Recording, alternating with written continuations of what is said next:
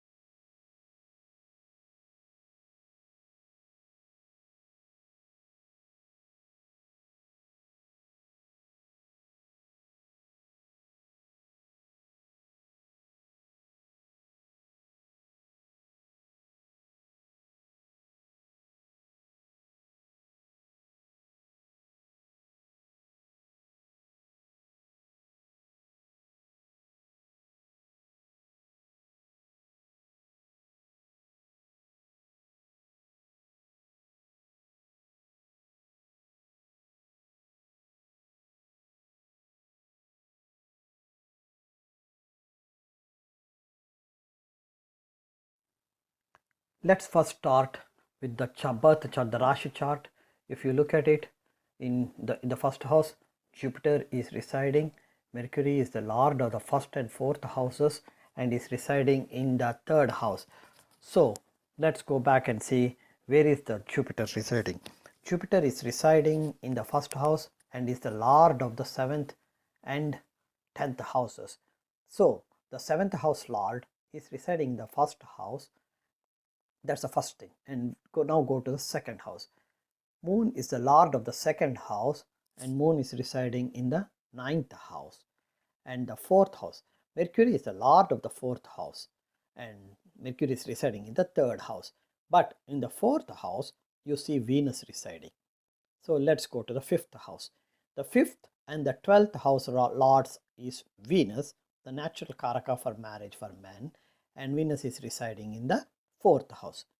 Now in the seventh house, Jupiter is the lord of the seventh house, but Saturn is residing in seventh house. So we got to look at what's the characteristics of Saturn. Saturn is the lord of the 8th and ninth houses. Remember, ninth house is Dharmasthanamu. So the malefic Saturn is the lord of the ninth house, is indicating that, and that too residing in seventh house, indicating that there is something that's against dharma is going to happen pertaining to the need to marriage. Then go to the 11th house. The 11th house lord is Mars, who is residing in the 12th house, but Rahu is residing in the 11th house. 11th house is house of desires, and with Rahu over there indicates that there is a lack of desire.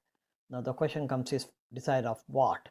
The lord of the 11th house being residing in the 12th house indicates that the lack of desire is due to the pleasures of bed. Now let's go and look at the aspects of the important planets. First and the foremost, Jupiter being the 7th house lord, let's look at the Jupiter's aspect. Jupiter's fifth aspect is on the 5th house, 7th aspect is on the 7th house, and 9th aspect is on the 9th house. In the 5th house, you see Ketu residing, and in the 7th house, you see Saturn residing. That means Jupiter is having a direct aspect on Saturn, who is the lord of the 9th house, and Jupiter is having the 9th aspect on the 9th house, where Moon, the lord of the 2nd house, is residing. So this indicates that the 7th house lord is having a relationship between the 5th house, Saturn, the lord of the ninth house, and Moon, the lord of the second house. Let's now go and look at the Saturn aspects. First of all, the Moon aspect. If you look at the Moon aspect, Moon residing in the ninth house will have a direct aspect on the third house. 1, 2, 3, 4, 5, 6, 7. Yes, Moon residing in the ninth house is having a direct aspect on the third house, where the first and the fourth house Lord Mercury is residing. So the second house Lord is looking at the first and the fourth house Lord. Keep that in mind. Next, the second house Lord is in ninth house, which is Dharmasthanamo. Okay, so Moon, the second house Lord, will have an impact on the first and the fourth houses. We'll wait and see whether it is positive or negative later. Then let's go to the next one, is who is the fourth house Lord. The fourth house Lord is Mercury. Mercury is in the third house, and Mercury's direct aspect is on Moon, again the ninth house, where the second house Lord is residing. So let's go to the fifth house. Fifth and 12th house Lord is Venus. Venus is residing in the fourth house. Its direct aspect is on the 10th house, owned by Jupiter, and the 10th house is empty. So there is no affliction on the fourth house. We already saw the affliction by the second house Lord and the affliction by the first and the fourth house Lord. Now let's go to the seventh house. Seventh house Lord is Jupiter. We already said it. So since Saturn is residing in the seventh house, let's go and look at the Saturn. Saturn is the lord of 8th and 9th houses. The 9th house is Dharmasthanamo. So from 7th house, Saturn's third aspect is on the 9th house, its own house, Dharmasthanamo. That indicates that 7th house pertaining to marriage and the 9th house pertaining to Dharma is, this native will be going, when it comes to the marriage, this native is prone to go against the Dharma, and having a third aspect on its own house with Moon, the second house Lord, residing. So the possibility for this native to go against the Dharma, get married and start a family is very high. Now, and the seventh aspect of Saturn is again on the first house. So the natives became much and more stronger, because the Saturn's aspect is on Moon, which is mind, and Saturn aspect is on the first house, which is destiny. So the mind and Moon, the mind and the destiny, they both are now controlled by the Saturn residing in the seventh house. Saturn's 10th aspect residing in 7th house, the 10th aspect is on the 4th house, where Venus, the 5th and 12th house Lord, is residing. So this indicates that the natural malefic Saturn residing in the 7th house and being the lord of the 9th house is now controlling the first house, the second house, and the fourth house, and the lords of the 5th and 12th houses. So you can imagine how Saturn is playing, what that crucial role that Saturn is playing in this native when it comes to marriage and marital life. Now let's go and look at the next important thing is 12th. We know that Venus is the lord of the 5th and 12th houses, but the 11th house Lord Mars is residing in the 12th house. So let's go and see what is Mars doing. Mars' fourth aspect is on, when you see Mars residing in the 12th house, its fourth aspect is on the third house, where Mercury is residing, and Mercury is the lord of the first and the fourth house. So the 11th house Lord, malefic 11th house Lord, is now having an impact on the first and the fourth house Lord. Next comes the 7th house. Mars' 7th aspect is on the 6th house, its own house. That's fine. But the next important thing is Mars' 8th aspect. Mars' 8th aspect is on the 7th house, where Saturn is residing. So this clearly tells you that Mars is now looking at Saturn, and Mars is residing in the 12th house, looking at the 7th house. Mars residing in the 12th house is looking at the third house, where the lord of the first and fourth houses are residing, and above all, Mars is the lord of the 11th house, house of desires, where Rahu is residing. This indicates that overall for this native, the marital life will be completely distorted.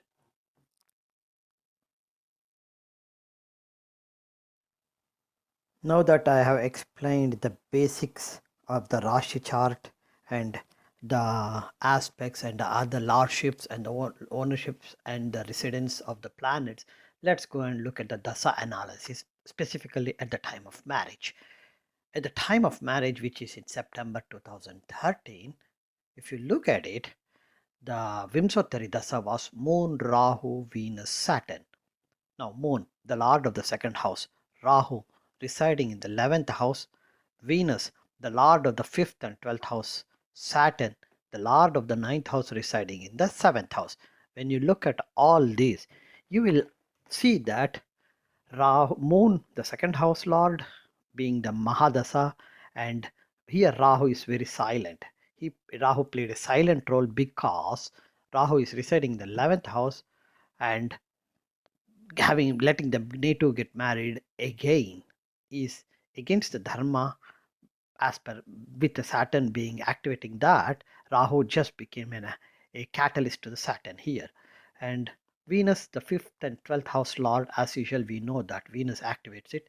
Saturn reside because it is residing in the 7th house, and because we know that by the time at that marrying at that age is against the dharma, Saturn has activated it too.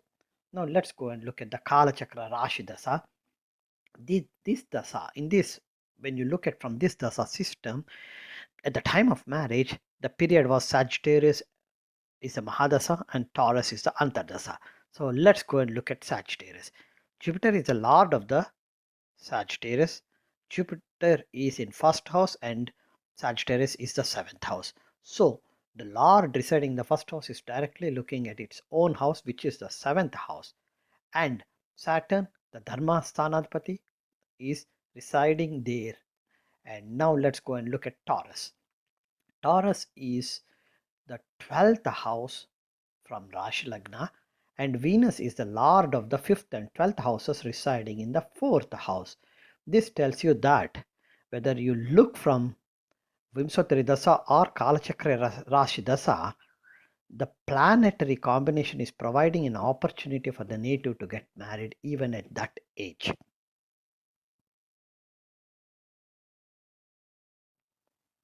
Now that we have seen the Vimshottari Dasa and Kalachakra Rashi Dasa, let's go and look at the Bihurug Chakra Paddhati at the time of marriage. At the time of marriage, which is in September 2013, the cycle ruler is Saturn. Saturn is the 9th house lord residing in the 7th house.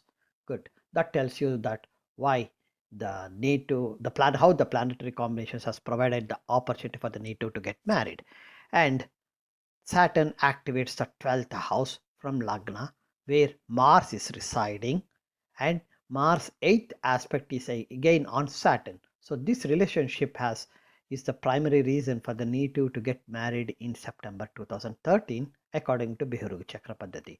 Now let's go and see about this, the same thing from another called Sudarshana Chakra Dasa. I had already explained how to calculate this Sudarshan Chakra Dasa. So with that assumption that you had seen that and learned it, let's go. The Sudarshan Chakra Dasa at the time of marriage is the 7th cycle that is running, and that means the 7th cycle started in December 2001 and completed in December 2013. So at the end of the 7th cycle, the native got married. So let's go and look at what is the end of the 7th cycle. That means the 7th cycle end is the 12th house, that is the running. 12th house of the Sudarshana Chakra Dasa is started in December 2012 and completed in December 2013. Remember, the 12th house is the pleasures of bed, where Mars is residing and Venus owns it. So that's the Mahadasa. Let's go and look at the Antardasa.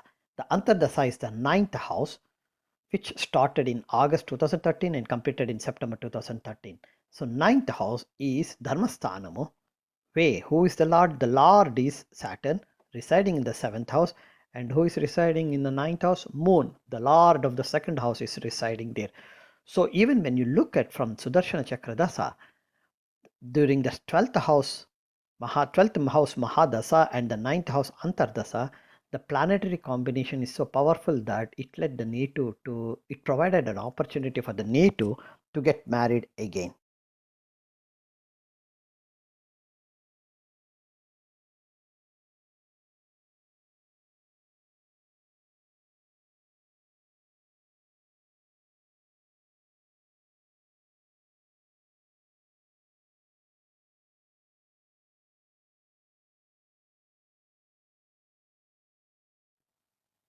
Now that we know that the native got married in September 2013, let's look at the transit analysis of the two planets, Jupiter and Saturn.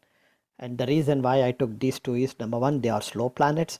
Number two, they are slow moving planets. And number two, Jupiter is the lord of the 7th house and Saturn is residing in the 7th house. So at the time of marriage, what you notice is transit Jupiter is coinciding with natal Jupiter. So that itself tells you that the aspects of whatever the natal Jupiter is aspecting, the same houses transit Jupiter will also aspect. So Jupiter, being the lord of the 7th house, now got double amplification, resulting in the opportunity for the native to get married again.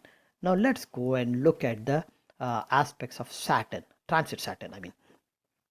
At the time of marriage, transit Saturn is in Libra, where transit Saturn is in exalted position. Keep that in mind. And to also during the time of marriage, transit Rahu co-join transit Saturn. So first of all, let's look at transit Saturn. Transit Saturn's third aspect is on the 7th house, where natal Saturn is residing. So now Saturn, being the 9th house lord, now the 9th house got double amplified further because transit Saturn is in exalted position. Transit Saturn's 7th aspect is directly on the 11th house, the house of desires, where Rahu is residing.